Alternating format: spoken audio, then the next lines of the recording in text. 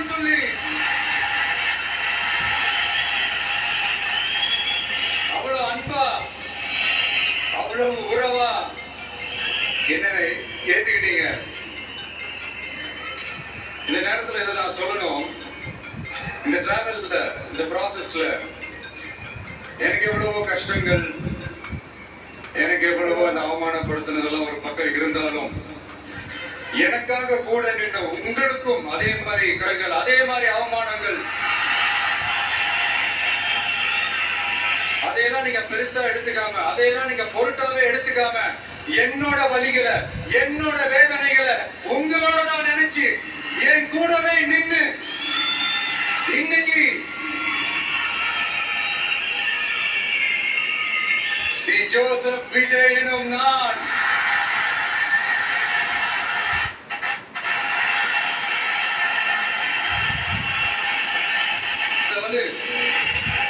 உண்மையாக்கி இருக்கிறீங்க.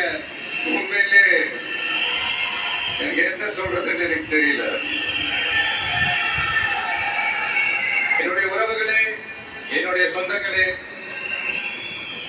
நான் ஒன்னும் தேவ தூதன்லாம் கிடையாது. நானும் ஒரு இயல்பான ஒரு வாழ்க்கை வாழ்ற ஒரு சாதாரணமான மனுஷன் தான். நான் முன்னாடியே சொன்ன மாதிரி அது செய்வேன் இது செய்வேன்னு பொய்யான வாக்குறுதிகள்லாம் கொடுத்தவங்கள நான் ஏமாத்த மாட்டேன். எது சாத்தியமோ அது மட்டும்தான் நான் செய்வேன். இமீடியட்டா உங்க மனசுல ஒரு கேள்வி ஒண்ணு வரலாம், அப்ப சாத்தியம் இல்லாததை செய்ய மாட்டாங்களா, செய்ய முடியாதா அப்படின்ற ஒரு கேள்வி ஒண்ணு வரலாம். இத்தனை கோடி மக்கள் என் கூட இருக்கும் போது எது வந்தாலும் பாத்துக்கலாம், என்ன வந்தாலும் பாத்துக்கலாம் அப்படின்ற அந்த கான்பிடன்ஸ் என் மனசுல இருக்கு. இன்னொரு விஷயமும் நான் இங்க சொல்லணும். இன்னைக்கு நம்ம தமிழ்நாடு கவர்மெண்ட் இருக்கிற அந்த நிலைமையை பத்தி நான் உங்ககிட்ட நான் சொல்லணும். கிட்டத்தட்ட 10 லட்சம் கோடிக்கு மேல கடன் வாங்கி வச்சுட்டு போயிருக்கிற இன்னைக்கு அந்த தமிழ்நாடு அரசு இருக்கிறப்போ, கஜானாவை சுத்தமா தொடச்சி வலிச்சு வச்சுட்டு போயிருக்கிறப்போ, தூக்க முடியாத சுமையை ஏத்தி வச்சுட்டு போயிருக்கிறப்போ,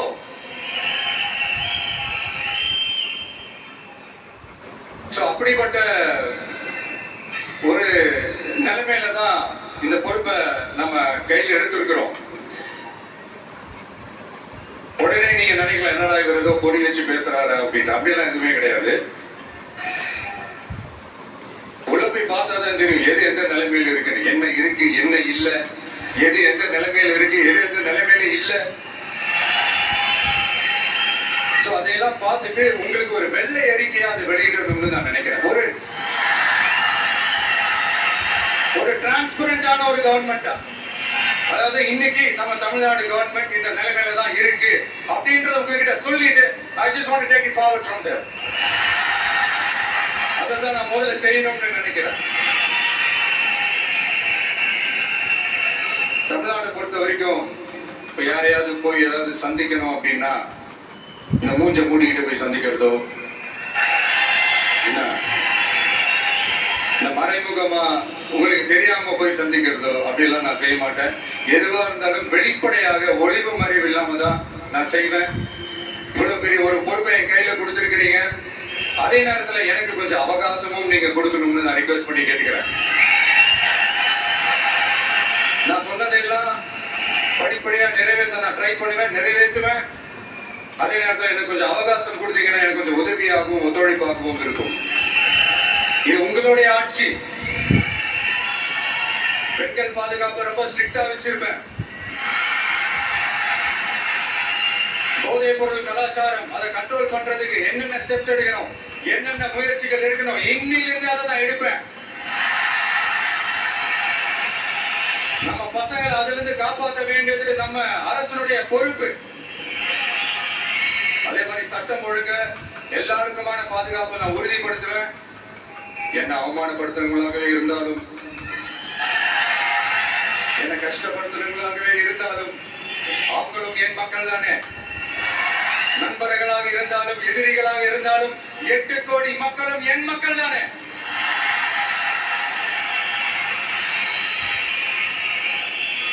அது மாதிரி இந்த அடிப்படை விஷயங்கள், கல்வி, ரேஷன், மருத்துவம், குடிநீர், சாலை வசதி, பஸ் வசதி, இந்த மாதிரி விஷயங்கள்ல தான் என்னுடைய முழு முதல் கவனம் செலுத்தணும்னு எனக்கு தோணுது. நான் முன்னாடியே சொன்ன மாதிரி மக்கள் பணத்துல இருந்து ஒரு பைசா கூட நான் தொட மாட்டேன். எனக்கு அது அவசியமும் இல்லை. அது உங்களுக்கு நல்லாவே தெரியும். இந்த விஷயம் தப்பு பண்ண மாட்டான், தப்பு பண்ணவும் விட மாட்டான். அது யாராக இருந்தாலும் சரி, என்னோட கவர்மெண்ட்ல என் கூடவே இருக்கிறவங்களாகவும் சரி, விட மாட்டான்.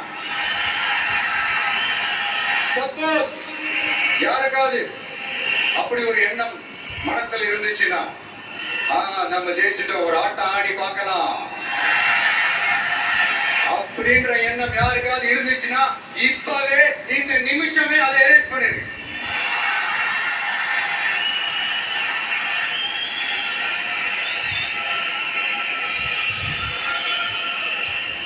இங்க ஒரே சென்டர் தான், என் தலைமையில் உண்டான சென்டர். இந்த பக்கம் ஒரு சென்டர், இந்த பக்கம் ஒரு பவர் சென்டர், அங்க ஒரு பவர் சென்டர், அதெல்லாம் கிடையவே கிடையாது. இப்பவே சொல்லிடுறேன். பெண்கள், இளைஞர்கள், விவசாயிகள், அரசு ஊழியர்கள், ஆசிரியர்கள், உழைக்கிற மக்கள், மீனவர்கள் எல்லாருமே நம்ம டிவிக்கு அரசுல நல்லா இருக்கும், நல்லா இருக்கும், நல்லா இருக்கும்.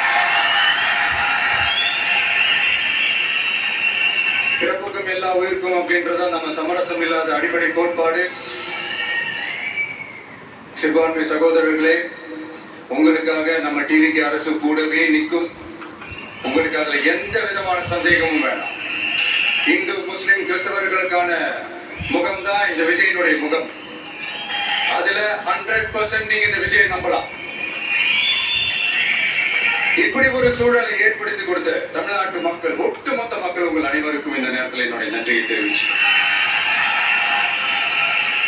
இன்னொருத்தவங்களுக்கு முக்கியமா நான் நன்றி சொல்லணும். அது இந்த விஜய் மாமாவோட குட்டி நண்பா நர்கீஸ்.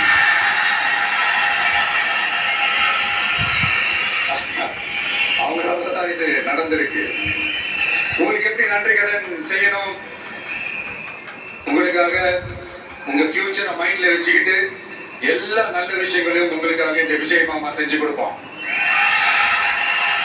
கான்பிடண்டா இருங்க. அதே மாதிரி இன்னொருத்தவங்களுக்கும் நான் முக்கியமா நன்றி சொல்லணும். உங்களை எப்படி நான் வரப்பேன், நீங்க தான் என்னோட உயிராச்சு. தமிழக வெற்றி கழக தோழர்களே,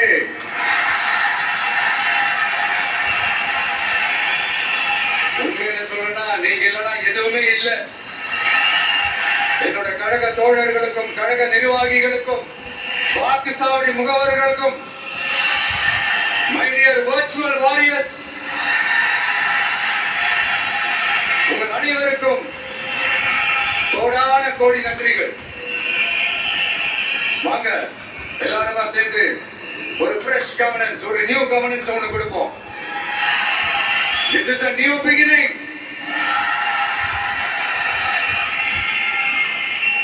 A new era of a real secular social justice starts now.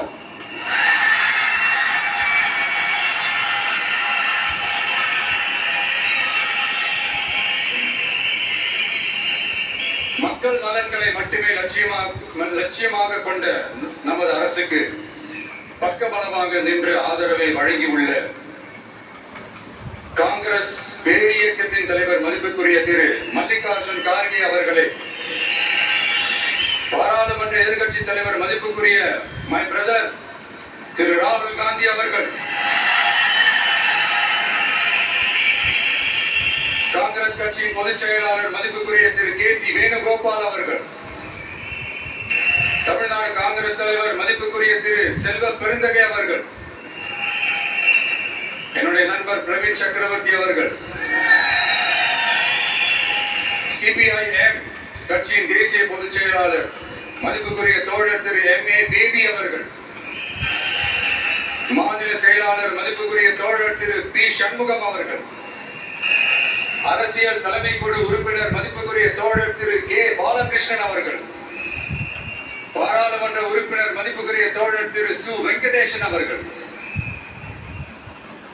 நமது அரசுக்கு ஆதரவு வழங்கியுள்ள விடுதலை சிறுத்தைகள் தலைவர் மதிப்பிற்குரிய அண்ணன் திரு திருமாவளவன் எம்பி அவர்கள், நாடாளுமன்ற உறுப்பினர் மதிப்புக்குரிய திரு ரவிக்குமார் அவர்கள், சட்டமன்ற குழு தலைவர் மதிப்பிற்குரிய திரு வன்னி அரசு அவர்கள், சிபிஐ கட்சியின் தேசிய பொதுச் செயலாளர் மதிப்புக்குரிய தோழர் திரு டி ராஜா அவர்கள், மாநில செயலாளர் மதிப்புக்குரிய தோழர் திரு எம் வீரபாண்டியன் அவர்கள், முன்னாள் தமிழ்நாடு மாநில செயலாளர் மதிப்புக்குரிய தோழர் திரு ரா முத்தரசன் அவர்கள், இந்திய யூனியன் முஸ்லிம் லீக் கட்சியின் தலைவர் மதிப்புக்குரிய டாக்டர் திரு காதர் மொய்தீன் அவர்கள், நாடாளுமன்ற உறுப்பினர் மதிப்புக்குரிய திரு நவாஸ் கனி அவர்கள், உங்க எல்லாரையும் வருக வருக என்று வரவேற்கிறேன். முக்கியமா இந்த மாதிரி நேரத்துல எனக்காக நீங்க குரல் கொடுத்ததுக்கும், எனக்காக நீங்க சப்போர்ட் பண்ணி கூடவே நின்றதுக்கும் உங்க எல்லாருக்கும் இந்த நேரத்துல என்னுடைய நன்றியை தெரிவிச்சுக்கிறேன். கான்பிடென்டா இருங்க, நல்லதே நடக்கும், வெற்றி நிச்சயம். மீண்டும் சந்திக்கும் வரை இல்ல மீண்டும் மீண்டும் சந்திப்போம். நன்றி, வணக்கம்.